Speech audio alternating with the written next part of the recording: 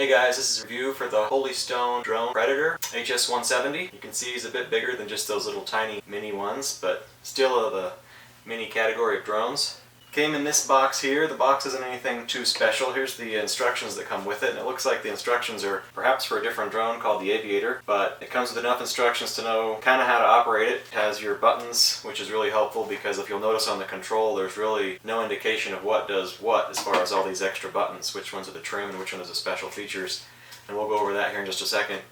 Also, I mean, it's kind of broken English, a little bit difficult to understand, but you can make sense of it.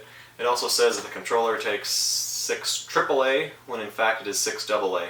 So there are mistakes in this manual, but it does get you what you need and you can make it through it.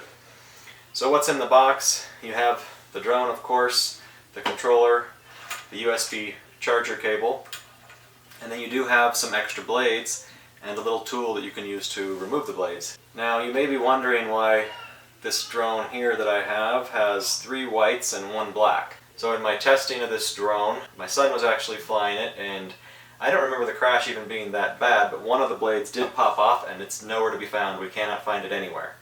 So luckily we have these replacement blades. However, as you can see, let me show you close up, each of the blades has a different angle to it. You can notice these 3 black blades all have 1 angle, and that happens to be the angle of the black blade that I still have. There's a black and a white blade of 1 angle, and a black and a white blade of another angle. That's how it actually is able to fly correctly. So if you put on the wrong angle replacement blade, the drone will just flip over and won't even work. So the only blade was the proper angle was the white blade, so that's the one I replaced it with. It looks like they just kind of randomly threw some blades in there as opposed to putting a replacement for each specific blade on the drone, so be careful of that. You may have to order extra blades if you lose one. Let's go over the drone a little bit. It does have these little landing feet that are pretty bouncy.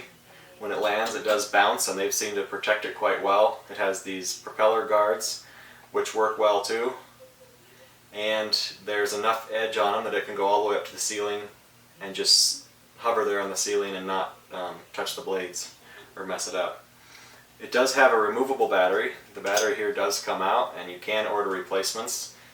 It does have a part number in the manual for the replacement batteries. One thing that is a little bit strange is once you connect the battery to the actual drone, you've got this giant cord kind of hanging here, which isn't a big deal. It doesn't seem to affect the flying, but I have had it pop up in flight and then it actually hooks on those 2 blades right there. But that's pretty rare, and it just happens to be how, if you hit something wrong. The controller, let's go over the controller real quick. You've got your throttle up and down here, and it also turns you left and right. It actually rotates the quadcopter. This is your left-right tilt, and then your forward and back. It does have a headless mode. Push and click this right here and hold it. It will go into headless mode, and it works. However, it has this very annoying beep that just constantly beeps while you're in headless mode, which makes it very irritating and extremely obnoxious to use, so I just leave it out of headless mode. It'll do tricks. If you push this down a quick click like that, and as soon as you hit up or down, it will either do a front flip or a back flip, and that actually works quite well. You've got your trimming buttons. These ones here do the trimming, and then you have the light. This will turn the lights on and off, and you have a return to home button, which I have not found to work well at all. It kind of just makes the drone look possessed for a few minutes, and then it typically will just crash into something. So not something that worked well for me. You do have this throttle also clicks, and if you click and hold it, then you can switch between high and low. I found it pretty easy to fly in high and low. I prefer it in high because it'll actually rotate a lot quicker, whereas in low it's pretty slow to rotate. So these right here are your forward and back trim. The controller's comfortable, it works well, it's responsive. It's about 30 minutes to charge the drone, and you get about 6 minutes of fly time, 6 to 7. Overall, I really like this drone. It flies well, it's easy to control, and my kids can fly it without much issue. So I would highly recommend it for a kid, for adult alike. It's a great price point, easy to fly, and pretty robust. I haven't had any issues aside from that one propeller popping off. I haven't had any issues with crashing into things or hitting the wall and falling. It seems to be holding up quite well with all of that, even with my kids flying it. So I would recommend it. If you have any questions, feel free to comment. If this video was helpful, click like or yes, and thanks for watching.